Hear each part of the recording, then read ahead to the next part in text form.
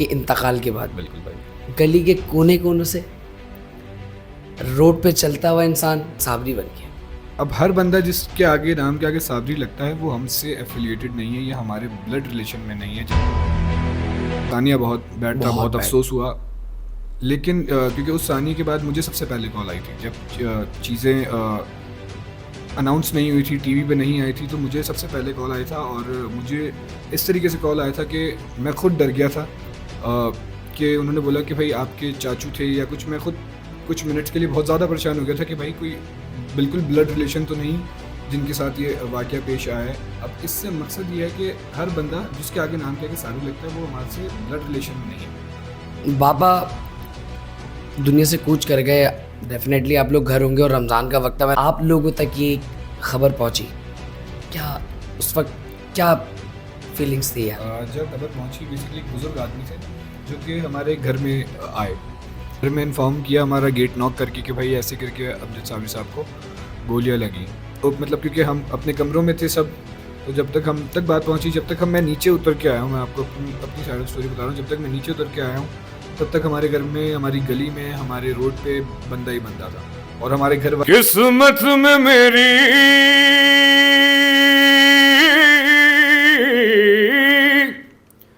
चैन से जीना लिख दे, डूबे न कहीं मेरा सफीना लिख दे, तो जन्नत भी गवारा है, जन्नत भी गवारा है मगर मेरे लिए ऐ कातिबे तकदीर मदीना लिख दे।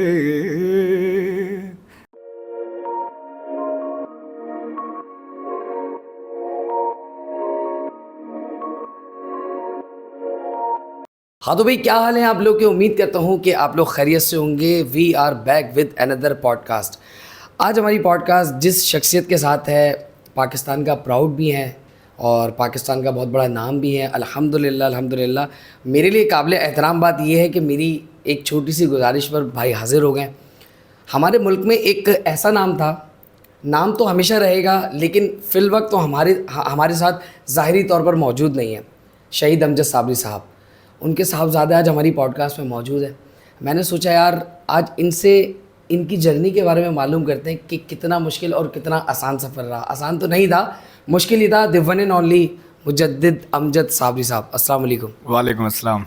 कैसे हैं आप? अल्हम्दुलिल्लाह मेरे भाई, अल्लाह का बहुत बहुत शुक्र है और बहुत करम है। आप बताएं आप कैसे हैं? अल्हम्दुलिल्लाह फर्स्ट क्लास, आपकी दुआएं। बहुत शुक्रिया आने के लिए, अपना कीमती वक्त देने के लिए। नहीं भाई, thank you for having us. बड़े टाइम से ये चीज़ पेंडिंग थी लेकिन इंशाल्लाह आज ये है हो रही है और अल्लाह ताला इसको अच्छा बरकत देगा। और मज़े की बात यह है कि मैं उम्रे से आया हूँ और उम्रे से आने के बाद सबसे पहली पॉडकास्ट ही हमारी देखें बरकतों वाली हो रही है। माशाल्लाह। खैर ये तो एक अलग बात है। हमारे साथ मुजद्दिद है। मुजद्दिद की जर्नी पूरी दुनिया को ही पता है, पूरे पाकिस्तान को, पूरी दुनिया को, इंडिया को, हर एक शख्स को पता है कि भाई इनकी जर्नी कैसे हुई, क्या क्या हुआ और किस किस चीज़ों से मुजद्दिद गुजरे। मुजद्दिद भाई, बाप सबसे कीमती सरमाया ऐसे ही भाई, इस दुनिया में अल्लाह के बाद अगर कोई कीमती सरमाया तो वो बाप है। बेशक। आपने बहुत कम उम्र में, अभी आप राइट नाउ, मैं समझता हूँ, बताया नहीं उन्होंने, मैं समझता हूँ 22 साल के होंगे आप। बिल्कुल भाई। ठीक है, तो बाबा के इंतकाल को एक टाइम हो गया, उस वक्त बच्चे थे, पूरे घर को लेकर चले। कैसा रहा ये सफ़र? बिल्कुल भाई, सफ़र तो बहुत मुश्किल था लेकिन मैं इसमें अपनी वालदा का बहुत शुक्र अदा करना चाहूँगा कि जिस तरीके से उन्होंने सिस्टम को संभाला, सब चीज़ों को ओवरटेक किया और हम लोगों को तरीके से, क्योंकि हम एट दैट टाइम बहुत छोटे थे। मेरी एज उस टाइम पे मेरे ख्याल से मैं 12-13 साल का था जब इंसिडेंट हुआ था। उसके बाद मेरी वालदा ने जिस तरीके से चीज़ों को मैनेज किया और हम लोगों को संभाल के रखा और बताया भी कि भाई ऐसे करना है और ऐसे नहीं करना, उसके लिए मैं बहुत शुक्र अदा करता हूँ क्योंकि उन्होंने हिम्मत पकड़ी तो उनको देख के हमें हिम्मत आई। क्या बात है, बहुत खूबसूरत। बाप के साथ साथ मतलब माँ और बाप तो दोनों एक ऐसी बैकबोन होती है ना इंसान की, जो इनका कोई नेम बदल ही नहीं है। खैर आपके जो साहबजादे हैं, हमारी भी आप माँ की तरह हैं, बहुत बड़ा नाम है माशाल्लाह और बहुत बड़े इंसान हैं। नाम बड़ा होना और इंसान बड़े होने में फ़र्क है, तो ये इंसान बहुत बड़े माशाल्लाह। मुजद्दिद भाई क्या चल रहा है ज़िंदगी में अब? भाई अभी तो बस शोज़ ही हैं और उसके अलावा स्टडीज़ वगैरह हैं, बस यही सब चीज़ें मैनेज करते करते गुजर रही है ज़िंदगी। और स्पोर्ट्स में ये टांग का जो हाल हुआ है, बस मेरे भाई थोड़ा सा है, शौकीन स्पोर्ट्स के भी है, सब चीज़ें कर लेते हैं, लेकिन ये कि इंजरी भी स्पोर्ट्स का हिस्सा है, अभी रिकवर हो रही है। अभी अपकमिंग डेज में हमारा टूर्नामेंट है, दुआ करें उससे पहले जीत जाएंगे यार आप। नाजरीन हमारे दुआ करें कि चोट बेहतर हो जाए, इंशाल्लाह जीत तो हम जाएंगे। इंशाल्लाह इंशाल्लाह ये होना चाहिए। सेल्फ बिलीव आपका इतना स्ट्रांग होना चाहिए कि सामने कोई भी हो, हम अपना अच्छा करेंगे, 100% देंगे, अल्लाह पाक रिजल्ट देगा। मुजद्दिद भाई, कवाली पूरे ख़ानदान में चलती हुई है और साबरी ब्रदर्स एक ऐसा घराना है जो आने वाली जितनी नस्लें, हम हमारे बाद और हमारे बाद के बाद, जब तक क़यामत नहीं आएगी तब तक साबरी ब्रदर्स का एक नाम रहेगा। आपको पैदा होते ही एक नाम मिला साबरी ब्रदर्स का, संभालना कितना मुश्किल है? क्योंकि ये बहुत मुश्किल काम है, मैं समझता हूँ। भाई ये है इनफैक्ट मुश्किल काम है, क्योंकि आपके बुज़ुर्गों की 80-90 साल की मेहनत जो है वो अब आपके ऊपर स्पॉटलाइट डाल दी गई है और लोग आपसे एक्सपेक्ट कर रहे हैं कि आप किस तरीके से इस चीज़ को लेके चलोगे, जो एक बहुत बड़ी जिम्मेदारी है। तो हम कोशिश करते हैं माइनर सी जगह पे भी कि हमसे कुछ ऐसी गलती ना हो कि जो, क्योंकि हम जिस बैकग्राउंड से ताल्लुक़ रखते हैं, हमें तो अल्हम्दुलिल्लाह लोग अभी इतना नहीं जानते, अल्लाह ताला ने मौका दिया तो जानेंगे, लेकिन हमें जिनके नामों की वजह से पहचाना जाता है, कहीं उनकी इज़्ज़तों पे कोई बात ना आ जाए, तो वो चीज़ बड़ा डरा के रखती है इंसान को। इसलिए हम अपना कोशिश करते हैं कि माइनर से माइनर भी कुछ गलत चीज़ होए हमसे तो हम उसको कवर करें। अगर आपसे होगी तो बात पीछे तक जाएगी। बिल्कुल ऐसे। ये बहुत मुश्किल काम है मुजद्दिद भाई, मतलब मैं समझता हूँ, मतलब मेरा तो कोई ख़ानदानी बैकग्राउंड इस तरीके का है नहीं, लेकिन मैं भी कभी कभी छोटे छोटे शो कर लेता हूँ, तो जब देखते हैं तो छोटे छोटे शो तो नहीं करते भाई, माशाल्लाह अच्छे खासे शोज करते हैं। ये आपकी मोहब्बत है। मेरी खुशकिस्मती कि मेरा शो था अभी इतवार को, तो मुजद्दिद भाई वहाँ मौजूद थे।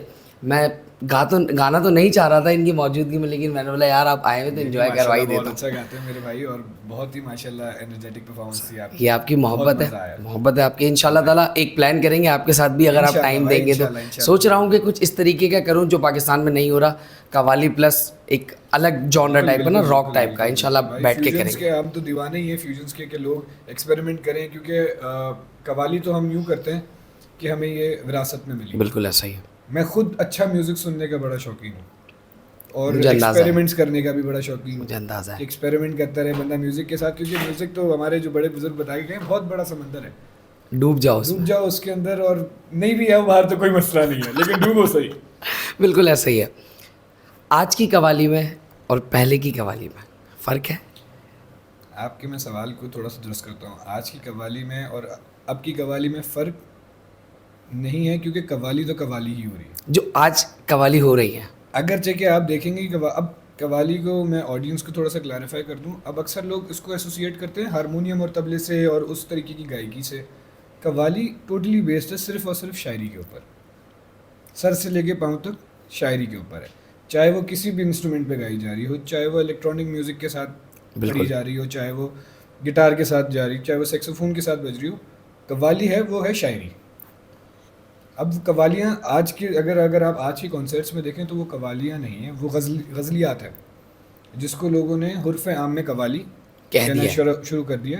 तो ये वो गज़लियात हैं। कवाली तो बेसिकली, अब कवाली को शॉर्ट कर दें तो वो कॉल अल्फाज से बनी है कवाली। क्या बात है। अब कॉल जो है वो बुजुर्गान दीन का जो कॉल है उससे कवाली बनी है, जो उन्होंने शायरियाँ लिखी हैं, हुज़ूर सल्लल्लाहु अलैहि वसल्लम की शान में लिखी हैं और बुजुर्गान दीन की शान में लिखी हैं। हम इतनी माशाल्लाह इतनी बाबरकतें हम लिखी हुई लोगों ने, तो वो ये चीज़ है कवाली को बयान करना, जो मकसद है बेसिकली कवाली का। उसके अलावा जो आजकल हो रही है वो सिर्फ एंटरटेनमेंट पर्पसेस के लिए हो रही है, और मैं यही कहूँगा कि आजकल कवाली तो नहीं हो रही, उसको गज़ल लाइन कह दिया जाए। अब क्योंकि हुरूफ आम में उस चीज़ को कवाली, क्योंकि बेसिक, अब मैं आपको स्टीरियोटाइप बताता हूँ ना, क्योंकि अब बैठ के हो रही है वो, क्योंकि सब बैठे हुए हैं, हारमोनियम रखा हुआ है, तो लोग उसको एज इन कवाली ले रहे हैं, लेकिन वो वहाँ पे गाई जो वो गज़लियात ही जा रही है। क्योंकि हम भी, हमारा डेली बेसिस का काम है, हमें भी कवाली करवाने के लिए बुलाया जाता है और हम गज़लियात ही गा रहे होते हैं। बिल्कुल ऐसा ही है यार। मुझे मैंने सुना है कवाली और जो हमारे बुजुर्गान दीन के कॉल्स होते हैं और उनके ऊपर जो शायरी होती है, एक पुरसुकून मामला है। तो आप कहाँ देखते हैं, मतलब मैं चाहता हूँ कि इस प्लेटफॉर्म के तवज्जो से आप कवाली का बेसिक मायने ना हमारी आवाम को बताएं। बिल्कुल भाई, काफ़ी हद तक तो मैं एक्सप्लेन कर चुका हूँ, लेकिन कवाली बेसिक, अब सारा ये ओवरऑल जो जितना भी गेम है सब रूहानी ताल्लुक़ पे बनता है। इंसान के। और अगरचे कि आप जिन कवालियों का हम जिक्र कर रहे हैं वो कवालियाँ आप सुने और उनको समझने की कोशिश करेंगे खुद से ही, तो आपको इनर पीस महसूस होगा जब आपको मतलब समझ आने लगेगा ना। अब बहुत सारी कवालियाँ ऐसी हैं कि जो बेस्ड ही सिर्फ हमारे इस्लाम के जो कुछ स्पेशल इवेंट्स हैं ना उनके ऊपर कवालियाँ बनी हुई हैं, उनको रेफ़र करके उनके रेफरेंस से कवालियाँ बनी हुई हैं शायरों ने, वही जो है वो कवाली की उतार के लिखा है।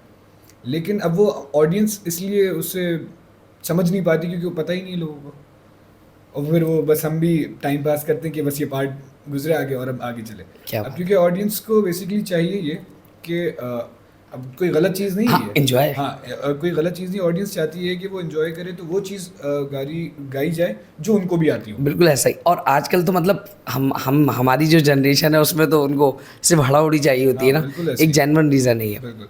अच्छा, क्योंकि अब स्पेसिफिकली हमारे रीजन के अंदर क्योंकि कव्वाली है वो बनी ये गई है कि शोर शराबा धूम धड़का और नाच है, वो भी है, एक सर्टेन आता है पॉइंट कि आप उस चीज़ में करो, लेकिन चाहे वो कव्वाली हो, चाहे वो गज़ल हो, चाहे कुछ भी हो, मेरा ये मानना है कि बैठ के सुनो, हाय, कि जो सामने वाला कोई भी आर्टिस्ट हो, कोई भी हो, खड़े होकर सुनो, बैठ के सुनो, लेकिन सुनो और समझने की कोशिश करो कि क्या गा रहा है। क्या गा रहा है ये मैं समझता हूँ गाने से ज़्यादा सुनने वाले का कमाल होता है ऐसे ही भाई। कि भाई गाने वाला तो गा रहा है, पढ़ने वाला पढ़ रहा है, लेकिन जो कमाल करता है वो सुनने वाले हैं। हमारे उज़ैर भाई, इनको बहुत शौक है, इनसे आप तमाम बुजुर्गान दीन के हवाले से पूछ लें आप, ये बहुत ज़ौक़ और शौक़ से कवाली सुनते हैं। मैं भी सुनता हूँ अल्हम्दुलिल्लाह।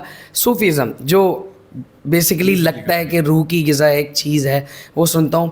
तो मेरी ख्वाहिश है कि मैं आपसे भी सुनूँ, ड्यूरिंग पॉडकास्ट भी सुनूँगा, और इंशाल्लाह किसी इवेंट में आप मुझे इनवाइट भी करिएगा, मैं आऊँगा। जरूर भाई, इंशाल्लाह इनफैक्ट बिल्कुल, हम करेंगे, एक शो साथ करेंगे इंशाल्लाह, ये लाजमी हो गया और इंशाल्लाह। उसमें एज अ कव्वाल, मैं आपसे एक मेरा सवाल है, सूफ़ीज़म ज़्यादा पढ़ने में मज़ा आता है या गज़ल्स? या डिपेंड करता है ऑडियंस के ऊपर। मैं ये नहीं कहूँगा कि पढ़ने में क्या मज़ा आता है, क्या मज़ा नहीं आता।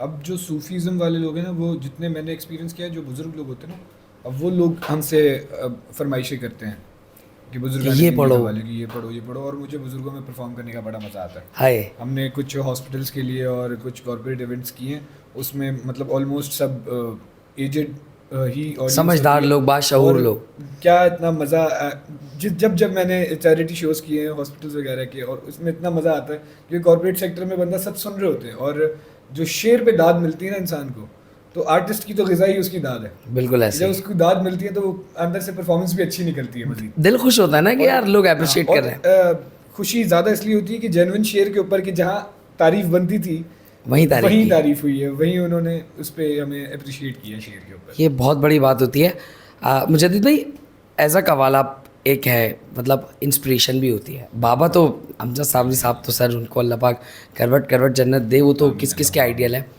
उनके बाद जब आप आए, होश संभाला, इस फील्ड को आपने संभाला, टेक ओवर किया, बाबा की सीट को, बहुत बड़ी सीट थी पैदा होते ही, और उसके बाद मेहनत करके यहाँ तक पहुँचना ही आसान नहीं होता। लोगों को लगता है कि भाई अभी यहाँ तक पहुँचना नहीं, अभी बहुत लंबा बहुत, सफ़र है, वो तो साथ साथ चलेंगे ना यार, इंशाल्लाह साथ साथ चलेंगे, और अल्लाह ताला ने चाहा तो फिर मंजिल तक पहुँच बिल्कुल इंशाल्लाह अल्लाह पाक पहुँचाएगा। नियत साफ़ होती है, अल्लाह पाक मंजिल आसान कर देता है। आपका इंस्पिरेशन कव्वाल कौन है अभी राइट नाउ? हाँ यार, अभी अगरचे कि आप उसमें कमर्शलाइज तरीके से देखेंगे तो मैं ज़ैन ज़ोहिब को बड़ा फॉलो करता हूँ। क्या और, बात है। माशाल्लाह बड़ा अच्छा काम कर रहे हैं। और अगरचे कि आप ओवरऑल पुराने उसमें से देखो तो भी आरिफ फ़िरोज़ साहब हैं, एक कव्वाल हैं, पंजाब के बड़े मशहूर कव्वाल हैं।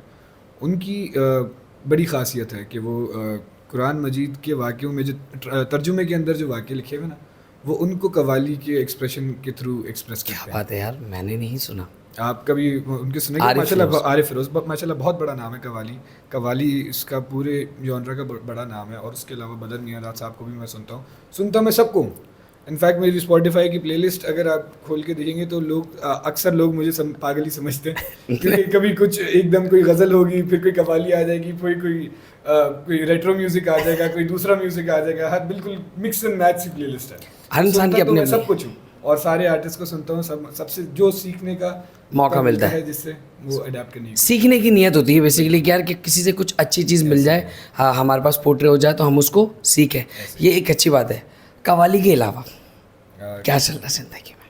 कव्वाली के अलावा यार स्टडीज़ है मेरी, और उसके अलावा मैं मास कॉम का स्टूडेंट हूँ और पढ़ाई कर रहे हैं बस। और बिज़नेस के हवाले से? बिज़नेस के हवाले से अल्हम्दुलिल्लाह अभी हमारा एक छोटा सा प्रोडक्शन हाउस हमने बनाया हुआ है, माशाल्लाह। और उसमें भी हम काम कर रहे हैं कि उसमें सिर्फ़ और सिर्फ म्यूज़िक से रिलेटेड काम ही नहीं होगा, उसमें कंटेंट राइटिंग भी कर रहे हैं हम।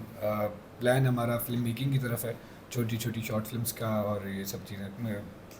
हमारे ये जॉन भाई हैं माशाल्लाह। जॉन भाई तो फिर जॉन भाई है ना, एक आपके जॉन भाई है, एक हमारे ऑन भाई भाई है, है माशाल्लाह। माशाल्लाह दोनों ही हैं। हाँ। और अच्छी बात है, दोनों हैं भी एक ही, हाँ। सही है ना, समझ रहे हैं आप, वही वाली बात है। अच्छा मुजद्दिद भाई, जब बाबा दुनिया से कूच कर गए, डेफिनेटली आप लोग घर होंगे और रमज़ान का वक्त था, मैंने आपको बताया था कि मैं उस रोड से गुजरा था, लेकिन बच्चा ही था, ऐसे ही। इतना वो नहीं था। मुझे अर्शी इलेक्ट्रॉनिक्स जाना था क्योंकि मेरा इलेक्ट्रॉनिक्स का काम है।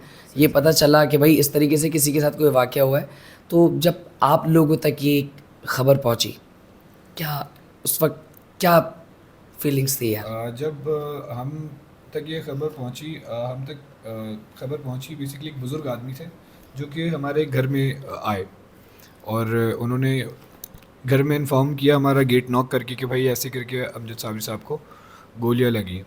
तो तब तक किसी को कंफर्म ही नहीं था।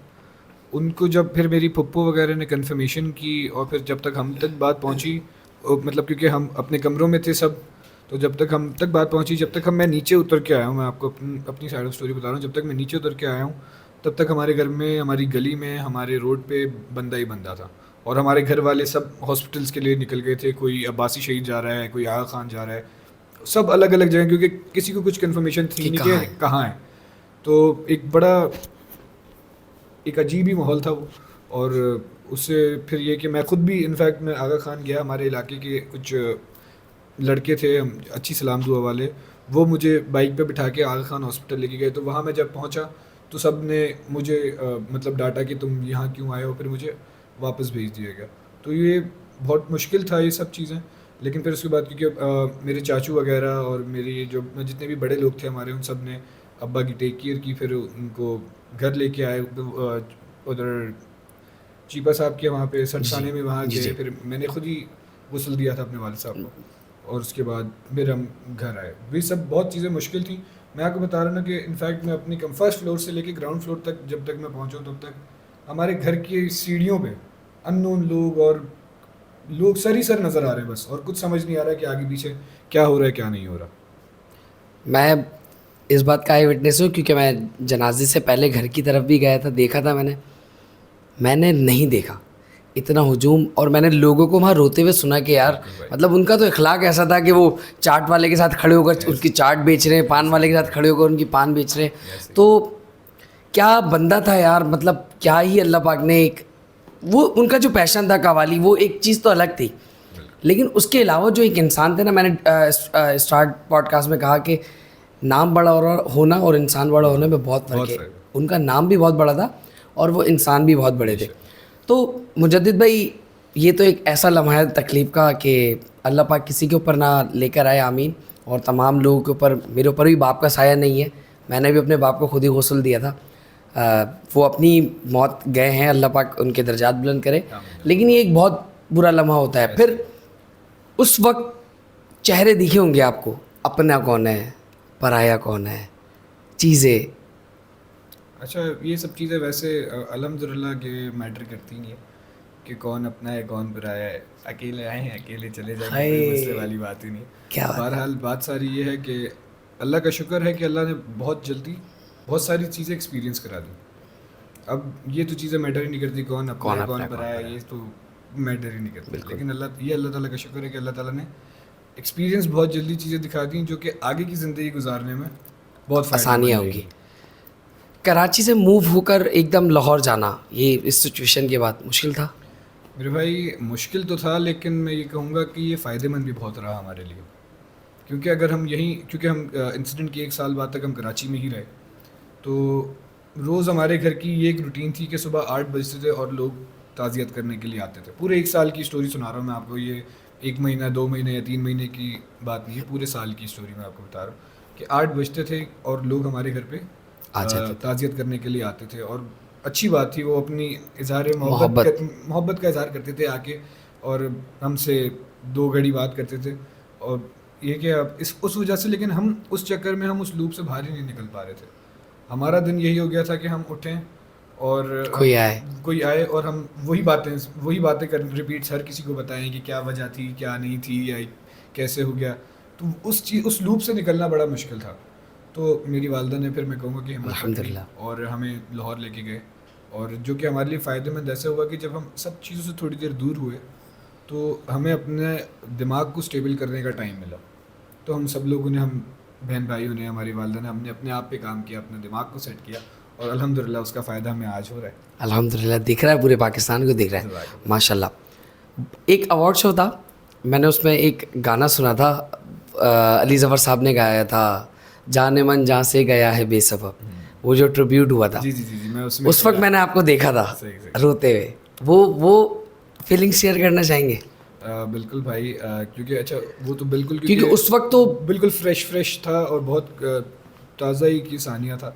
और जब उसके बाद मैं लक्सस्टाइल अवार्ड जीती है, लक्सस्टाइल अवार्ड, उसमें मैं गया और वहाँ पे सबकी तरफ से अप्रिसिएशन और प्यार जिस तरीके से मिला, और उसके अलावा सब ने जिस तरीके से ट्रिब्यूट दिया वाले साहब को, और जिन अल्फाजों में याद रखा जा रहा था, तो वो अल्फाज जो है वो दिल नरम और आंखें नम कर गए। अमजद भाई के एक बड़े भाई भी हैं जी, वो जो 2 बड़े भाई हैं, वो जो एक पैंट शर्ट पहने हुए थे, जी, वो भी बड़े भाई हैं। वो पाकिस्तान में होते हैं? वो यूके में होते हैं। यार क्या पर्सनालिटी है, एक्टर, मतलब माशाल्लाह ज़बरदस्त।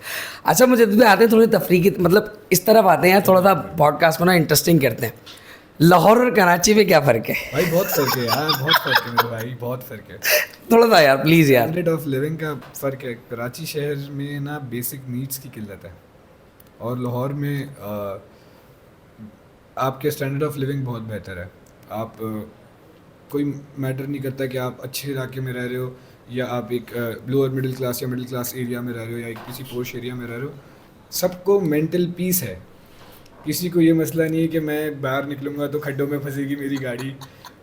पानी का किसी को कोई मसला नहीं है। गैस का इनफैक्ट हर जगह मसला चल रहा है, सब तो पूरे पाकिस्तान में। लेकिन बेसिक नीड्स जो है वो पंजाब साइड, ओवरऑल पंजाब में, सिर्फ कराची या लाहौर का कंपैरिजन नहीं करूँगा, मैं पूरा साउथ पंजाब देख के आ चुका हूँ।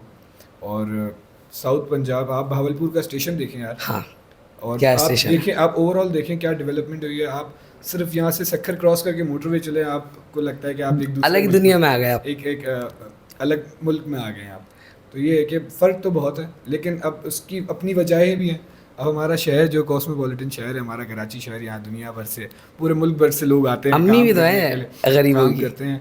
हाँ, लेकिन ये है कि काम हो जाना चाहिए यार, और डेवलपमेंट नज़र आ रही है, अब होना चाहिए। हाँ, और काफ़ी हद तक इनफैक्ट मैं तो ये कहता था कि मुझे कराची का डिफेंस भी डिफेंस नहीं लगता था, क्योंकि जिस तरीके से पहले था। हाँ। अब रीसेंट पास्ट में इन लोगों ने काफ़ी जो है वो डेवलपमेंट्स हुई हैं, और अच्छे अच्छे प्रोजेक्ट्स बन रहे हैं। तो अच्छी बात है यार, हम तो खुश होंगे अपने शहर को देख के। बाकी क्योंकि हम जब ओवरऑल बाकी उससे कंपेयर करते हैं ना, तो फिर दिल दुखता है, तकलीफ़ की बात है। मतलब मैं भी ट्रैवल करता हूँ, जाता हूँ, मैंने देखा है, लेकिन उसके बावजूद भी एक मेंटल हेल्थ का जो इशू है ना, और मेंटल पीस जो है, वो कराची के गड्ढों में आके मिलती है। ये बात है। बिल्कुल भाई, इस शहर में अपनाइयत बहुत है भाई, मोहब्बत है। और यकीन करें, क्योंकि अब मैं 2 जगह रह के आया हूँ ना, मैं लाहौर भी रह के आया हूँ, मैं कराची भी रह के, दोनों शहर हो गए। मैं कराची वालों को मैं ये डिफेंड करता रहता हूँ कि वो मुझे लाहौरी करते रहते हैं। लाहौर जाता हूँ तो मैं कराची को डिफेंड करना पड़ता है। सबकी अपनी अपनी रीजंस हैं, लेकिन ये है कि हाँ, इंशाल्लाह कराची के हाल अभी बेहतर हो रहे हैं। और मैंने वैसे अभी किसी को, अपने एक दोस्त को ही मैंने एक प्रेडिक्शन दी थी अपनी, कि मुझे ऐसा लगता है कि कराची के आने वाले 12-15 सालों के बाद Karachi will be the best place to live in. मुझे ऐसा लगता है। इंशाल्लाह, अल्लाह पाक से यही उम्मीद है। वरना हमारे यहाँ तो जब बारिश होती है, उस पर एक शेर बोलते हैं एक साहब के, कराची का मौसम कुछ इस तरीके का है, फराज जो घर पहुँचा वो सिकंदर, जो ना पहुँचा वो नाले के अंदर। हाँ बिल्कुल, हाँ, ये सब चीज़ें, हमारी जो सीवेज लाइनें वगैरह हैं, ये बेहतर होनी चाहिए। अब दुनिया भर में अभी क्योंकि जो फ्लड्स आए हैं तो काफ़ी सारी जगहों पे हैं, सिर्फ हमारे पाकिस्तान में नहीं है। अब ये भी क्योंकि ग्लोबल वार्मिंग की वजह से ही था, और ये ओवरऑल पूरी दुनिया ने इस क्राइसिस को फेस किया एक साथ। तो ये है कि हाँ, उसकी जो प्रिकॉशंस थी वो हमें तरीके से लेनी चाहिए थी, और काफ़ी हद तक आप इनफैक्ट देखो अपना ये शारा फैसल एक दिन में सुखा दिया यार इन्होंने। कितना पानी, बहुत बड़ी बात है कि कितना पानी खड़ा हुआ था, वरना सदियाँ को मतलब अक्सर यूजुअली मैंने तो वो देखी वीडियो, एक लड़का बाकायदा उसमें स्विमिंग कर रहा है, इतना पानी था। तो ये कि एक दिन में क्योंकि अच्छा शारा फैसल को बंद भी नहीं कर सकते, बिल्कुल, तो ख़त्म हो जाएगा ना, फिर कराची ही बंद हो जाएगा पूरा। मतलब इस चीज़ से ये अंदाज़ा होता है कि हमारे पास रिसोर्सेज हैं चीज़ें करने की। कर नहीं रहे लेकिन यार मैंने तो देखा हमारे कराची में गटर के ऊपर जंग हो रही है यार, गटर के ऊपर सियासतें हो रही है। ये करना चाहिए, हम लोग डिजर्व करते हैं यार, अब तो हम डिजर्व करते हैं। ये मेरी गवर्नमेंट ऑफ सिंध से एक छोटी सी गुजारिश है, छोटा सा अदना सा बंदा हूँ कि अब हम डिजर्व करते हैं अच्छी ज़िंदगी। कसम खुदा की मुजद्दिद भाई, नाज़माबाद में मेरी रिहाइश है, नाज़माबाद से यहाँ यासीनाबाद आते आते ना माशाल्लाह से काले कपड़े अगर पहनता हूँ ना तो अल्हम्दुलिल्लाह वाइट मिलते हैं, और मुंह ऑटोमेटिकली मेकअप फेस पाउडर वगैरह सब कुछ हो जाता है। तो ये थोड़ा सा ख्याल करें, हम लोग बच्चे हैं आपके, हमारे ऊपर रहम कर दें। कब तक, मतलब हमारे जब बच्चे आएंगे तो कैसे मैनेज होगा? गवर्नमेंट के साथ साथ आवाम से भी एक अपील यही है कि आप लोगों को खुद भी चेंज लेके आना पड़ेगा। ये आपने बहुत अच्छी बात बोली। मैं यहाँ पर अपना एक एक्सपीरियंस शेयर करता हूँ।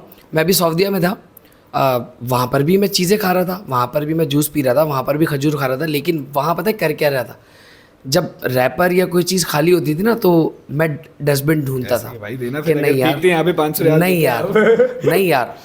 अब यहाँ कराची को ख़राब होने में आवाम का भी 80% क्रेडिट है, सिर्फ हमारे हुक्मरान का ही नहीं। लेकिन वही वाली बात है कि जैसी आवाम वैसे ही हुक्मरान। बिल्कुल। अच्छा, मैं इस पर ये कहना चाहूँगा कि मुझे ऐसा लगता है कि पहले जब आवाम को हमारी रिसोर्सेज मिलनी चाहिए थी तब उनको मिली नहीं, अब उन्होंने उस हल निकाल लिया, अडेप्ट कर लिया। हाँ, कि भाई अडॉप्ट अब कर लिया, तो जिंदगी गुजरनी ही ऐसे है। लाइट नहीं है, उन्होंने बोला जनरेटर आ गया, हाँ बिल्कुल ऐसा ही। गैस नहीं है, तो जब चीज़ों ने अडेप्ट कर लिया, अब दुनिया चाह रही है कि लोग चेंज कर लें अपने आप। पॉसिबल नहीं है, मुश्किल है, मुश्किल है, इम्पॉसिबल तो नहीं है लेकिन मुश्किल है। इतना जल्दी पॉसिबल नहीं है ना, 12-15 साल लगेंगे इंशाल्लाह ताला देंगे। माशाल्लाह काफ़ी हद तक अवेयरनेस आ गई है आवाम में, और बहुत सारे लोगों को अब क्योंकि सोशल मीडिया के थ्रू और इन सब चीज़ों की तरफ बहुत अवेयरनेस फैल गई है। बिल्कुल अर्बन एरियाज़ में भी रूल बिल्कुल हर जगह पे अब अवेयरनेस आ गई है और लोग समझ रहे हैं इस चीज़ को। और इसलिए मैंने ये सब चीज़ों को कैलकुलेट करने के बाद आपको कहा कि मुझे ऐसा लगता है कि 12 से 15 इंशाल्लाह अल्लाह पाक आपकी ज़ुबान मुबारक को मुबारक करे, आमीन। हम भी देखें कि यार हम लोग भी जा रहे हैं और स्टोरी बनाएं, गाड़ी में अगर ट्रैवल कर रहे हैं तो स्टोरी बनाकर कोई अच्छा सा रोड दिखाएं। यहाँ तो जब मोबाइल निकालते स्टोरी बनाने के लिए आगे एक गड्ढा था, मोबाइल हिल जाता है पूरा। खैर हम फिर भी खुश हैं अल्हम्दुलिल्लाह, कोई ऐसा मसला नहीं है। कम से कम हम रास्ता गलत तो नहीं बताते, उपाय ना इधरो इधरो ये है वहाँ पर, अगले सिग्नल तो राइट ये है वैसे सच है ये बात। यार वैसे मैंने एक्सपीरियंस नहीं किया ऐसे कि मुझे किसी ने गलत रास्ता बताया हो, लेकिन ये क्या स्टोरी हमारे साथ एक बार हुआ था, हम लोग गए थे, मैं उज़ैर भाई हम लोग गए थे, हम लोग स्टेशन पर उतरे, चिंची रिक्शा वाला आया, उसने बोला पैन किधर जाना है, हम बोला पैन मुल्तान चुंगी जाना है। बोला अच्छा जी बैठिए। उसने बिठाया, 15-20 मिनट घुमाया, उसने घुमा के उसने वहीं उतार दिया। मतलब पैन मुल्तान चुंगी आ गई। अच्छा ये स्टेशन के बाद ना स्कैम होते हैं। हाँ पैन मुल्तान चुंगी आ गई, हम उतरे। ये आप लोगों के साथ भी हुआ था ना? ये इन लोगों के साथ भी हुआ था। हम लोग वहाँ उतरे, उज़ैर भाई मुझे कह रहे हैं यार अली ये जगह तो सेम लग रही है। खैर भाई अब चलते हैं, हमने कॉल की भाई मुल्तान चुंगी पे खड़े हुए। वो बोला भाई मुल्तान चुंगी पे तो मैं खड़ा हूँ, आप कहाँ खड़े हो? फिर हमने किसी से पूछा, बोला भाई कैंट स्टेशन ही लारी अड्डा ही है, वही वाला अड्डा है यहाँ पे से। तो यार ये नहीं किया करो, हम लोग कम से कम ये नहीं करते हैं। कराची वाले जब मुसीबत आती है सबसे पहले कराची वाले पाकिस्तान के लिए खड़े होते हैं। अल्हम्दुलिल्लाह प्राउड टू बी अ कराचियन। मुजद्दिद भाई म्यूज़िक को लेकर, कवाली को लेकर क्या प्लान्स है आगे? कुछ नया करना, कुछ डिफरेंट करना? भाई बिल्कुल प्लान्स तो बहुत सारे हैं। बस गुजारिश ये है कि आवाम से कि दुआ करें कि सारे जो प्लान्स जो हैं एम्बिशियस काफ़ी हों, प्लान्स काफ़ी हैं, बस वो इम्प्लीमेंट हो जाए। इरादा मेरा यही है कि एक्सपेरिमेंट करना है, क्योंकि कवाली तो हमने करनी ही करनी है। सही है, कुछ हो नहीं हो ये तो हमने करनी है। मैं आगे क्या बताऊंगा कि अपने बच्चों को कि भैया और क्या लेगेसी छोड़ के जाऊंगा अपनी कि मैंने ये किया, मैंने क्या किया है क्या। तो बस उसी प्रोसीजर में लगे हुए हैं। हम कोशिश कर रहे हैं कि हम और जॉनरास भी ट्राई करें, सिर्फ कवाली से अलावा भी। और कवाली के अंदर जो बेसिक कवाली, जो सूफीज़म वाली कवाली है, उसके अंदर थोड़ा सा मॉडर्नाइज म्यूज़िक डालने की कोशिश कर रहे हैं ताकि लोग समझें। और बहुत सारी यूथ जो है ना वो समझने वाली भी है सूफीज़म क्या, बहुत समझते ये सारी दीनी कवालियों को समझने वाली यूथ में। इनफैक्ट मेरा बहुत अच्छा दोस्त है, मेरे 2 दोस्त हैं इनफैक्ट, मैं नाम भी लेना चाहूँगा, शामिर और अमाद। इन लोगों ने मुझे कुछ ऐसी कवालियाँ सुनाई हैं मेरी ही फैमिली की जो मैंने पहले कभी नहीं सुनी थी। नहीं करें यार, समझ रहे हैं आप बात को, कि उन मेरे दोस्तों ने मुझे कुछ ऐसी कवालियों से इंट्रोड्यूस करवाया मेरी अपनी फैमिली की जो मैंने कभी ही नहीं सुनी थी। तो इसका मतलब ये है कि अवाम में जो लोग हैं वो रॉ चीज़ सुनना चाहते हैं और सुन भी रहे हैं। और अच्छा बेसिकली अब जहाँ तक वो शोर शराबे से मैं आपको कंटिन्यू करता हुआ चलूँ कि जो हम कहते हैं ना कि शोर शराबा अब क्यों बन गया, हर बंदा अपने घर में बैठ के जब अकेले कवाली सुन रहा है ना, तो वो स्लो ही सुन रहा है, ओरिजिनल कव्वाली ही सुन रहा है। लेकिन जब वो प्लान करके आता है कि मैं एक शो या कॉन्सर्ट में जा रहा हूँ, तो उसको शोर शराबा ही चाहिए। वेरी गुड आंसर यार, क्या बात है, ज़बरदस्त, बहुत मज़े, खुलासा कर दिया पूरा। मतलब अपने घर में शोर नहीं होगा, लेकिन कहीं जाएंगे, प्लान करके जाएंगे तो वहाँ पर ज़रूर होगा। मुजद्दिद भाई, मैंने इंडिया के लोगों को देखा है, मतलब अमजद भाई और अब हमारे जो आपके जो घराने के लोग हैं वो इंडिया के अंदर छाप लगा कर आए अल्हम्दुलिल्लाह। इंडिया के लोग भी बड़े बड़े म्यूजिशियंस तारीफ़ करते हैं, साबरी ब्रदर्स का नाम लेते हुए पहले कान को हाथ लगाते हैं। ये एक बहुत बड़ा लक़ब है हमारे लिए भी अल्हम्दुलिल्लाह। बहुत बड़ा एजाज़ जी, है। ये बहुत बड़ा लक़ब है। तो इंडिया के किसी आर्टिस्ट से, किसी सिंगर से आपकी मुलाकात हुई है कभी? मुलाकात तो नहीं हुई, लेकिन कुछ सिंगर्स हैं जिनसे इन टच बंदा रहता ही है और बातचीत होती ही रहती है। मतलब ऐसा सच तो नहीं, लेकिन एक हल्ला बोल के डायरेक्टर हैं, एक मूवी मेरे वाले साहब ने उसमें परफॉर्म किया था, उनके डायरेक्टर हैं, वो बड़े अच्छे आदमी हैं, आज भी सलाम दुआ कर लेते हैं। तो ये है कि बातचीत हो जाती है। ज़बरदस्त। अच्छा मुजद्दिद भाई, इस फील्ड में रहने के लिए सोशल मीडिया बहुत इम्पोर्टेंट है आज, तो क्या समझते हैं, सोशल मीडिया स्ट्रॉन्ग कर लिया भाई ये अभी? कहते हुए इन्होंने बनाया मेरा सोशल मीडिया। मैं वैसे बड़ा एंटी सोशल आदमी हूँ। हाँ मुझे पता है, मुझे भी रिप्लाई नहीं दिया था काफ़ी दिन नहीं नहीं भाई, मैं यकीन करें अपना मेन अकाउंट तो वैसे बहुत कम यूज़ करता हूँ। जो पोस्टिंग वगैरह होती है वो ये सब भाई जॉन भाई ही करते हैं, और मैं कभी कोई स्टोरी लगा दी तो लगा दी, वरना मैं इनफैक्ट अपने जो मेरा प्राइवेट अकाउंट भी है इंस्टाग्राम के ऊपर, मैं उस पर भी बहुत ही कम यूज़ करता हूँ। तो आपको नहीं लगता यूज़ करना चाहिए यार? करना चाहिए, लेकिन मुझे ऐसा लगता है कि हाँ सही है यार, बस ठीक है कर ले, जितना करना चाहिए उतना कर लेते हैं। शादी कब कर रहे हैं? अभी है टाइम यार। नहीं यार, बात लेकिन, कितना टाइम? बाकी ये तो नसीब की बातें हैं, जब लिखी होगी तभी इंशाल्लाह। होगी। लेकिन अभी मैं अपने आप को उस तरीके से तैयार नहीं समझता कि मैं अभी शादी कर लूँ, जिम्मेदारी वैसे उठाना नहीं चाहता। टाइम 2 साल, 5 साल, 8 साल? नहीं, 3-4 एक साल लगा लो, अल्लाह ने चाहा तो कर ही लेंगे। Love marriage? ये तो नसीब की बात है। ये एक ऐसा सवाल है कि आर्टिस्ट जो लोग होते हैं ना, मतलब उनके पास एक ही सवाल आता है, मुझसे भी बहुत लोगों ने किया है जब मैं पॉडकास्ट वगैरह में आता हूँ, लव मैरिज करेंगे अरेंज मैरिज? मैं भी यही बोल के एग्जैक्टली जो आपने जवाब दिया ना, जो अल्लाह को मंजूर होगा वही भाई, करेंगे। हमारे साथ तो मसला ये है कि हमारी तो अल्हम्दुलिल्लाह फैमिली जो है वो लव मैरिज को सपोर्ट करती है, लेकिन कोई लव ही नहीं है यार जिंदगी में। बस यही सिस्टम चल रहा है हमारा। बहुत यार ये बात मैं नहीं मानूंगा, लेकिन आप कह रहे हैं तो मैं मान लेता हूँ। यार देखिए, ये जो टॉपिक है ना बड़ा वैसे Controversial है। संजीदा टॉपिक है। देखिए मैं फिलोसॉफिकल पॉइंट ऑफ व्यू से देखूँ ना, तो मेरे लिए ये लव वगैरह एक बहुत डिफरेंट चीज़ है। क्योंकि मुझे ऐसा लगता है कि मैं अपनी यूथ से थोड़ा सा जनरेशन से थोड़ा सा गैप रखता हूँ। सही है। मैं थोड़े से पुराने ख्यालात का आदमी हूँ, 90s वाले, मैं उससे भी पहले का भाई, 60s का। 60s का। ज़बरदस्त यार। मुझे ऐसा लगता है। अब तो वाइब भी माशाल्लाह अब अमजद भाई वाली आने लग गई है। कवाली आपके दादा वादा पढ़ते हैं, दादा को आपने हयाती में देखा है अपनी? नहीं, मैंने नहीं देखा। ओए होए, ये एक छोटी सी चीज़ रह गई, वरना ये हो जाता तो। मेरे दादा का तब इंतकाल हुआ था जब मेरे वालिद साहब मेरी उम्र के थे।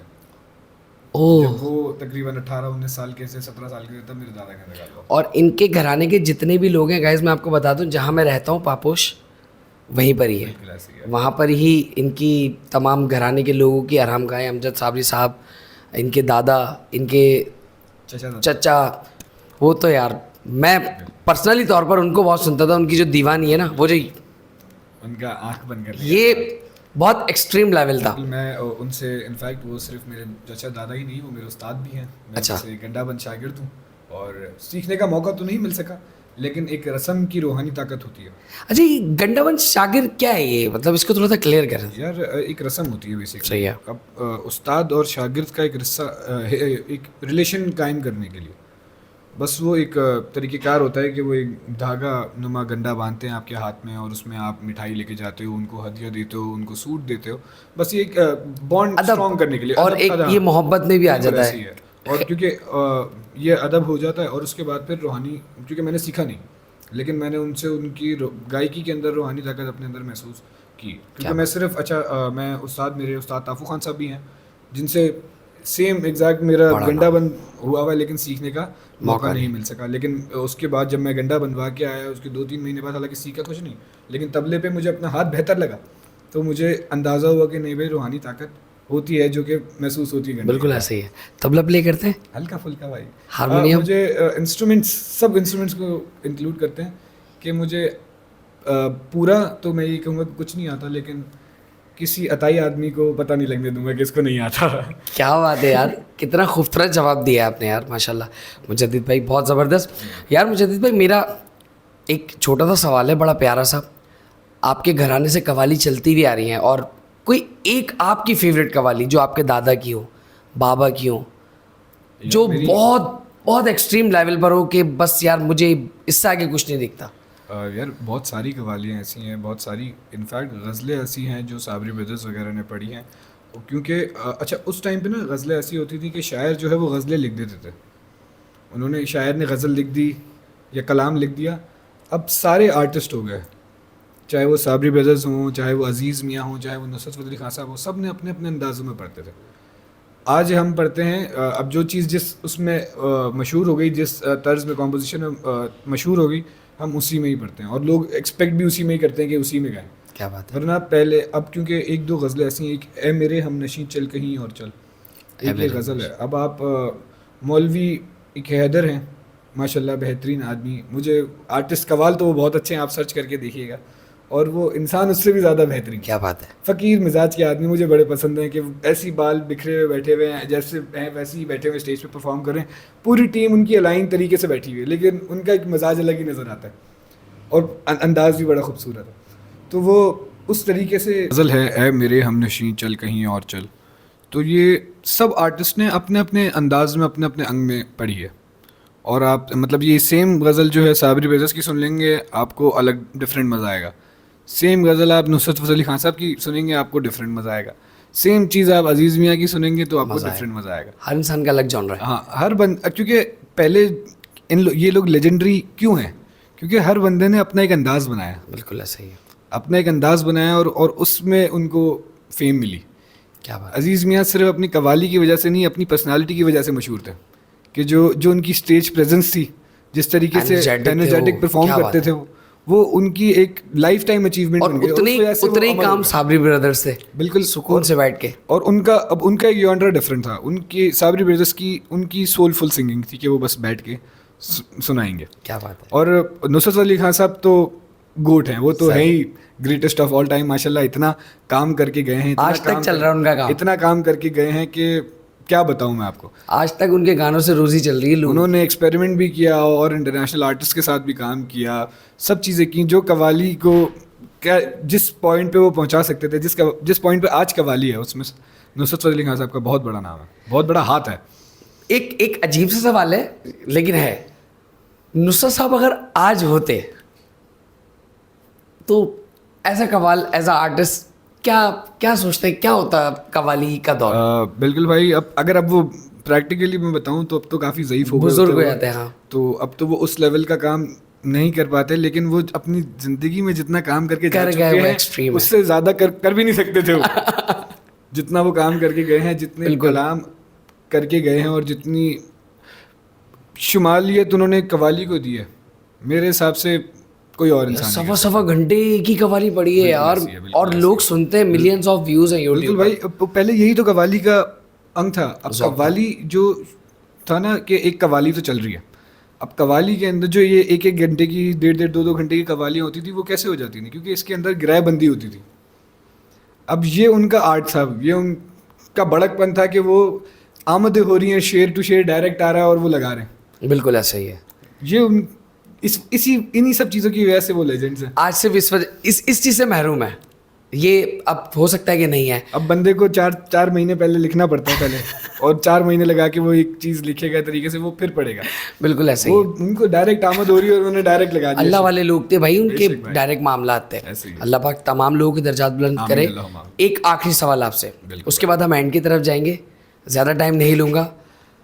अमजद साबरी साहब शहीद के इंतकाल के बाद, बिल्कुल भाई, गली के कोने कोनों से, रोड पे चलता हुआ इंसान, ब्रिज पर चलता हुआ इंसान, पहाड़ों पे घूमता हुआ इंसान साबरी बन गया। देखें, इसमें मैं पहले भी काफ़ी जगह, कई जगह क्लियर कर चुका हूँ इन सब चीज़ों को। अब साबरी, पहले मुझे साबरी टर्म समझाता हूँ। साबरी एक सिलसिला है, हज़रत साबिर पाक रहमतुल्लाह अलैह कि जो जिनसे जो बैत हो जाते हैं वो साबरी सिलसिला है एक। आप भी साबरी सिलसिले से बैत हो सकते हैं, तो आप अपने नाम के आगे साबरी लगा सकते हैं, कोई भी कर सकता है ये। हाँ, अब हर बंदा जिसके आगे नाम के आगे साबरी लगता है वो हमसे एफिलिएटेड नहीं है, या हमारे ब्लड रिलेशन में नहीं है। जैसे कि अभी ये भी रिसेंटली एक बड़ा बैड सानिया हुआ हमारे साथ, ये जो कोयटा वाला इंसिडेंट हुआ। अल्लाह ताला जो क्या नाम था उनका? मरहूम माजिद माजिद साबरी साबरी, की ग्रुप के साथ जो हुआ, अल्लाह ताला जो इस दुनिया से जा चुके हैं उनके दर्जात बुलंद करे। सानिया बहुत बैड था, बहुत अफसोस हुआ। लेकिन क्योंकि उस सानिया के बाद मुझे सबसे पहले कॉल आई थी जब चीज़ें अनाउंस नहीं हुई थी, टीवी पे नहीं आई थी, तो मुझे सबसे पहले कॉल आया था। और मुझे इस तरीके से कॉल आया था कि मैं खुद डर गया था, कि उन्होंने बोला कि भाई आपके चाचू थे या कुछ। मैं खुद कुछ मिनट्स के लिए बहुत ज़्यादा परेशान हो गया था कि भाई कोई बिल्कुल ब्लड रिलेशन तो नहीं जिनके साथ ये वाक़या पेश आया है। तो उस वजह से ये कि वो हमारे साथ ब्लड रिलेशन में नहीं थे, लेकिन अफसोस हमें बहुत हुआ, क्योंकि माजिद भाई जो हैं, ये इनको हमने अपने बचपन में देखा है। ये हमारे वालिद साहब के पास आया करते थे, मेरे तायबू की बड़ी खिदमत की इन्होंने, अल्लाह बख्शे, अल्लाह ताला ने उनको इज़्ज़त भी दी है, माशाल्लाह काम भी करे। लेकिन ये सानिया बहुत बैड था। अब इससे मकसद ये है कि हर बंदा जिसके आगे नाम के आगे साबिर लगता है वो हमारे से ब्लड रिलेशन में नहीं, ये मकसद है। आप भी अपना नाम के आगे साबिर लगा सकते हैं, ये भाई भी लगा सकते हैं, ये भाई भी, हर बंदा लगा सकता है अपने नाम के आगे साबिर। इनफैक्ट बहुत सारी कास्ट होती हैं ऐसी। अब जिस हर बंदे के नाम के आगे राजपूत लग रहा है, अब ज़रूरी तो नहीं है कि भाई वो आप उसमें लेकिन अमजद, यहाँ पर क्वेश्चन इज कि अमजद भाई के इंतकाल के बाद आए सारे साबरी। हाँ, अब क्योंकि उसका टेक्निकलिटीज़ के हवाले से मैं आपको सवाल जवाब देता हूँ, क्योंकि जब मार्केट बड़ी हुई ना, अब्बा के टाइम पे चंद कवाल थे, 4-5 कवाल आपको मिल जाएंगे नाम से जो आप उंगलियों पे गिन सकते थे, जो कि कराची की मार्केट में रूल कर रहे थे। अमजद साबरी साहब और जमान ज़की ताजी साहब थे, और एक और अब्दुल्ला साबरी, अब्दुल्ला नियाज़ी, इनको तो मैंने। अब ये वो नाम थे जो कि कवाली की मार्केट में रूल कर रहे थे कराची में। अब सिर्फ क्योंकि हम इस चीज़ पे गिला ये नहीं कहेंगे क्योंकि कराची में अब क्योंकि वालिद साहब एक ब्रांड बन चुके थे, तो इस वजह से लोग साबरी लगा के एफिलिएशन दिखाना चाहते हैं। क्योंकि ये सिर्फ कराची का साबरी हमारे साथ ही नहीं है, आप इनफैक्ट आप लाहौर चले जाओ, अब लाहौर में आसिफ अली संतू खान साहब एक बहुत बड़ा ब्रांड है, बहुत बड़ा नाम है। तो आप हर गली कोने में ही वहाँ पे संतू बन, हाँ बिल्कुल ऐसा ही है, तो कि भाई हम उनके रिश्तेदार हैं, तो ये कि ये तो हर जगह ही होता है। तो भाई ये क्लियर हो गया है कि साबरी एक सिलसिला है, वो तो मुझे भी पता था। लेकिन जो लोग फील कराना चाहते हैं और लोगों को बताना चाहते हैं कि साबरी तो ऐसा बिल्कुल भी नहीं है, ये बिल्कुल वाज़ेह तौर पर। एक चीज़ ये आपको बता दूं कि अगर आपने ये चीज़ कंफर्म करनी है कि कोई हमारी फैमिली से है या नहीं है, तो उसकी मैं एक पहचान आपको बता दूंगा कि कोई भी बंदा अपने मुंह से कभी बोलेगा नहीं कि मैं उनका रिश्तेदार हूं। चेहरा बता देगा। अब ये तो अब आपका देखने का नज़रिया है। एक लड़का है अब्दुल्ला साबरी, बिल्कुल बिल्कुल, मैं कभी उसको सुना नहीं था, लेकिन मुझे उनके चेहरे से और उनकी शाबाश से ये फील होता है कि हाँ ये वाकई साबरी घराने का लड़का है, बिल्कुल ऐसा ही है। और उनकी आवाज़ भी माशाल्लाह बाबा से बहुत मिलती है, तो बहुत अच्छी बात है। तो ये तो एक चीज़ क्लियर हो गई। भाई मुजद्दिद भाई, मेरा एक सेगमेंट होता है पॉडकास्ट का बड़ा प्यारा सा, आप कवाल हैं, आप एक आर्टिस्ट हैं, मैं भी एक आर्टिस्ट हूँ छोटा सा, तो मैं चाहता हूँ कि उसमें एक थोड़ा सा एन्जॉयमेंट हो जाए और मैं आपको यहाँ पर फंसा दूँ, क्योंकि आपने हर सवाल का जवाब दिया बड़ा मज़ेदार। यहाँ मैं आपको फंसाऊँगा। सर, मैं तमाम कवालों की एक लिस्ट लूँगा, आपने सेलेक्ट करना है। अच्छा, यहाँ पर अच्छे बुरे की कोई वो नहीं हो रही कि कौन अच्छा है कौन, आपका कौन अच्छा है, मतलब आप किसको सेलेक्ट करेंगे उसमें? ठीक है। फरीद अयाज साहब और जमान ज़की ताजी साहब। जमान ताजी साहब की मैं बहुत रिस्पेक्ट करता हूँ और मेरे साथ बहुत अच्छा ताल्लुक़ था उनका। इनफैक्ट अगर कि हम आर्ट के बेसिस पे देखें तो मैं फरीद अयाज साहब को क्या बात है करना चाहूँगा। फरीद अयाज साहब और आसिफ अली संतू साहब, ये थोड़ा सा मुश्किल कंपैरिजन है यार, पता है दोनों के अंग डिफरेंट है दोनों के अंग डिफरेंट है। अब जो फरीद अयाज साहब गाते हैं वो थोड़ा सा हिंदुस्तानी टच है जी, जो अंग है बिल्कुल, और संतू खान साहब का जो है वो थोड़ा सा पंजाबी टच है जी। तो ये कि दोनों अपने अपने आप बता देना, लेकिन मैं फिर भी यही तो फंसाऊंगा आपको। क्या बात है, फरीद अयाज साहब फरीद अयाज साहब या अब्दुल्ला नियाज़ी साहब? ये भी मुश्किल कंपैरिजन है, इसमें मैं अब्दुल्ला नियाज़ी साहब को। यार उज़ैर भाई, यार मैं आपको लव बोलूँगा, ये बहुत बड़े फ़ैन है अब्दुल्ला नियाज़ी साहब के। भाई रिसेंटली अब्दुल्ला नियाज़ी साहब ने भी मेरे वालिद साहब के उसमें परफॉर्म किया था और माशाल्लाह बहुत महफिल चार चांद लगा दी थी। अब्दुल्ला नियाज़ी साहब या शेर में था? बड़े लोग हैं यार, बड़े लोग हैं। उन्होंने एक नात शरीफ पढ़ी थी हमारे घर में, जो कि मुझे इनफैक्ट बहुत अच्छी लगी थी। और उसके बाद शेर मियां साहब ने, नहीं अब्दुल्ला नियाज़ी साहब, अब्दुल्ला नियाज़ी साहब उन्होंने पढ़ी थी। और बड़ा बहुत सुकून आया। उनका भी बड़ा गाना जो है ना बहुत सुकून वाला, कि बैठ के बंदा बस सुने। मतलब फिजिकली पागल हूँ मैं, स्पिरिचुअली पागल हूँ उनके लिए। ये अब जो उर्स आएगा मैं इंशाल्लाह आपको भी दावत दूंगा। अच्छा, आप मुझे कभी कव्वाली सुनते हुए देखेंगे तो मेरी सिर्फ हाथ बंद होते हैं, आंखें बंद होती है और मैं नीचे बैठ आंखें करके सुन रहा हूँ। यही है, ऐसी कवाली में आप हमें इनवाइट करेंगे, हम सबसे पहले आएंगे। सवाल मेरा वही है, शेर मियां दाद साहब या अब्दुल्ला नियाज़ी साहब? शेर मियां दाद साहब या अब्दुल्ला नियाज़ी साहब? यार वो कंपैरिजन बन नहीं रहा वैसे किसी का भी, क्योंकि दो के सबके अलग अलग अंग हैं। देखिए फंसाना तो है ना यार, बिल्कुल मैं ये एक सेगमेंट है। बिल्कुल मैं अब्दुल्ला नियाज़ी साहब। क्या बात है अब्दुल्ला नियाज़ी साहब, चूँकि आप मेरे भी बहुत सीनियर हैं, उस्ताद हैं, मैं आपकी बहुत कदर करता हूँ, आप बहुत प्यार और शफ़क़त देते हैं। अगर मैं होता मुजद्दिद की जगह तो डेफ़िनेटली मैं भी आपको ही सिलेक्ट करता, क्योंकि मैंने जितनी रूहानियत एज अ यंगर और एज अ यूथ, मैंने जितनी रूहानियत आपके अंदर फ़ील की, आपके पढ़ने में, आपके अंदाज़ बयान में और आपकी शायरी में, मैंने टू बी ऑनेस्ट कहीं फ़ील नहीं की। ये अल्लाह पाक आपकी ज़िंदगी को सलामत रखे और आप हमारे लिविंग लेजेंड हैं। मैं चाहता हूँ कि ऐसे ही आप काम करते रहें जितना शानदार आप काम कर रहे हैं। अब आते हैं दूसरे कवालों की तरफ, ये तो आ गए लेजेंडरी। अफजल साबरी साहब या अली ताजी? अफजल साबरी साहब, नो डाउट अफजल साबरी। अफजल साबरी साहब या जमशेद साबरी? अफजल साबरी। अफजल साबरी साहब या सूफी ब्रदर्स? अफजल साबरी। अफजल साबरी साहब या मुजद्दिद साबरी? अगर नहीं वैसे तो मैं अपने आप को ऊपर रखना चाहूँगा, लेकिन वो मेरे चाचू भी हैं और सीनियर बहुत है हमसे काम में, कि वो इतने सीनियर हैं कि उन्होंने मेरे वालिद साहब के साथ काम किया है। क्योंकि अफजल चाचू बिल्कुल अर्ली डेज़ में जब मेरे अब्बा ने इनिशियल अपना ग्रुप बनाया था, कवाली करनी शुरू की थी, तो अफजल साबरी साहब मेरे वालिद साहब के साथ तबला बजाया। बिल्कुल ऐसा ही है, क्योंकि उनके जो वालिद साहब हैं वो मेरे दादा के साथ तबला। बिल्कुल ऐसा ही है। अच्छा, अफजल साबरी साहब आपके ब्लड हैं? ब्लड रिलेशन नहीं है, जब लेकिन उससे कम भी नहीं है, मैं समझता उससे हूँ। कम भी नहीं है, क्योंकि माइग्रेशन के टाइम पे जब अब्दुल साबिर साहब के वालिद साहब जो थे वो मेरे दादा के साथ आए थे।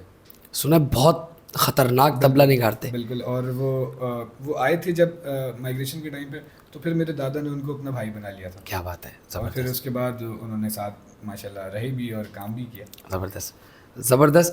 मुजद्दिद भाई, इस पॉडकास्ट के तवज्जुह से कुछ कहना चाहें हमारी आवाम को, हमारी सिंध गवर्नमेंट को, हमारे कराची के लिए, और हम जो यूथ हैं काम करना चाह रहे हैं, टैलेंट रखते हैं दिल में और मेहनत कर रहे हैं, नहीं मिल रहा प्लेटफॉर्म, तो उनको क्या कुछ कहना चाहेंगे? ये कैमरा आपके सामने। सबसे पहले मैं उस यूथ को ही मुतवज्जह करके बताऊं कि देखें, जो लोग अब इस चीज़ को कह रहे हैं कि हमारे पास प्लेटफॉर्म नहीं है, तो फिर तो ये सीधे सीधे एक्सक्यूज़ है। आजकल की जितनी वास्ट दुनिया चल रही है, जितनी फास्ट दुनिया चल रही है, उसमें प्लेटफॉर्म आपका अपना फ़ोन, आपका अपना सोशल मीडिया हैंडल है। बिल्कुल ऐसा ही है। और बहुत सारे आप बड़े बड़े आर्टिस्ट जो आज बने हुए हैं, वो आप ऐसे ही देखेंगे कि उनकी एक रील वायरल हुई हुई है या कुछ ऐसी चीज़ वायरल हुई हुई है और वो अब अच्छा काम कर रहे हैं। अब क्योंकि हाँ, अब काम अपने काम के साथ कंसिस्टेंसी दिखानी पड़ेगी। हाँ, जो भी किसी भी फील्ड में हो, हर बंदे को अपने काम के साथ मौका मिलेगा आपको। हाँ, मौका देखो आप, क्योंकि या तो पहले ज़माने होते ना कि आपको प्रोडक्शन हाउसेस के चक्कर काटने होते या कुछ करना होता, आपको खज्जल चांस ख्वारी नहीं मिल रहा या कुछ नहीं मिल रहा, तो तब ये सब चीज़ें समझ आती थी कि हाँ भाई कि मुझे चांस नहीं मिला या मैंने अपनी फुल कोशिश की। अब हर बंदे के हाथ में अपनी अपॉर्चुनिटी है और सारी गेम ही इस चीज़ की है कि बंदा अपने आप को तरीके से काम करे, क्योंकि फिर एक चीज़ वायरल हो जाएगी तो अच्छे प्रोडक्शन हाउसेस खुद ही कांटेक्ट करेंगे कि अच्छी प्रोडक्शन टीम भी आपको खुद अप्रोच करेगी कि आप आएँ और काम करें। फिर इस तरीके से सिलसिला बन जाएगा। और क्योंकि बस consistency is the key to success. और सबसे पहले किसी भी चीज़, कामयाबी के पीछे तो नहीं भागने का काम, एक्सेलेंस के पीछे भागो। कोई भी काम हो, कोई भी चीज़ हो, किसी भी फील्ड की हो, आप अपनी फील्ड में चाय बनाने की आप ले लो, एग्जाम्पल ले लो। अगर चाय भी बना रहे हो तो आप उसके अंदर अपना 100% डालो कि मैं बेहतरीन चाय कैसे बना सकता हूँ। क्या बात है, तो फिर दुनिया खुद ही देखेगी आपको। क्या खूबसूरत बात है। जाते जाते मैं चाहता हूँ बाबा की चंद अशार हो जाएं प्लीज़, मैं चाहता हूँ, मेरे भाई। और जो लोग पॉडकास्ट देख रहे हैं वो भी चाहते होंगे। करें, अब लोगों को तो नहीं समझ आ रहा होगा कि मेरे पाँव में भी एक तो चोट लगी हुई है और मैं थका हुआ हूँ। नहीं, मैं चाहता हूँ सर, आप कोई एक्सक्यूज़ नहीं दे। अभी आपने कहा प्लेटफॉर्म आपके पास है तो एक्सक्यूज़ है फिर तो ये सीधे सीधे। नहीं भाई, तो प्लीज़ हमारे शो के पासेस लें, आए सुने सुनाते ज़बरदस्त। प्लीज़ मुजद्दिद भाई यार, क्या सुनना चाहेंगे सर कुछ भी प्यारा सा, जो भी आपका दिल करे। क्या सुनाएं? मैं चाहता हूँ इख्तिताम इस पर हो। ये देखें आप, एक ये उज़ैर भाई हैं, मेरे बड़े भाइयों की तरह हैं, मेरी कामयाबी में इनका भी बहुत बड़ा रोल है। ये मुझे ना सडनली ऐसे बोल देते हैं कि यार सुनाओ कुछ, तो आर्टिस्टिक एक थॉट हो जाती है, वो खुद परेशान हो जाता है कि क्या सुना ऐसे है, जब भी समझ नहीं आता। स्पॉटलाइट में कोई भी आर्टिस्ट आता है ना, तो वो उसको बोला जाए कि कुछ सुना दो, तो वो कंफ्यूज हो जाता है कि मैं क्या सुनाऊं। इनफैक्ट आप यकीन करें, इंडिया के एक आर्टिस्ट हैं अरिजीत सिंह, बहुत बड़ा नाम है। एक शो में एक अवार्ड सेरेमनी थी, वहाँ पर अरिजीत सिंह के हाथ में माइक दे दिया और उनको बोला कि सर कुछ सुना दे। हज़ारों गाने उनके, वो पूछ रहे मैं क्या गाऊँ, क्या सुनाऊँ।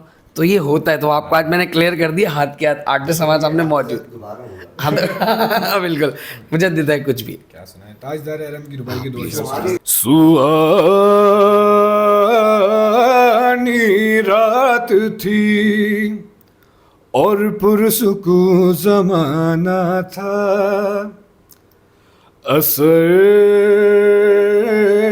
में डूबा हुआ जज्बे आशिकाना था। उन्हें तो अर्श पे महबूब को बुलाना था, तलब थी दीद की मेराज का बहाना था। सरला मका से तलब हुई सुए मुनताब चले नबी, सरला मका से तलब हुई। जज़ाकल्लाह। ताजदार अरम, अब मेरी उनकी आपने सुनाई, मेरी ज़ाती तौर पे ख्वाहिश है ताजदार अरम, प्लीज़। भाई के 2 अशार हाँ सुनाऊंगा प्लीज़ मेरे भाई। Please please. किस्मत में मेरी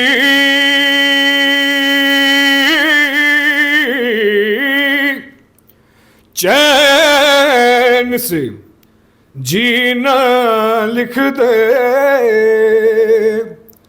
डूबे न कहीं मेरा सफीना लिख दे,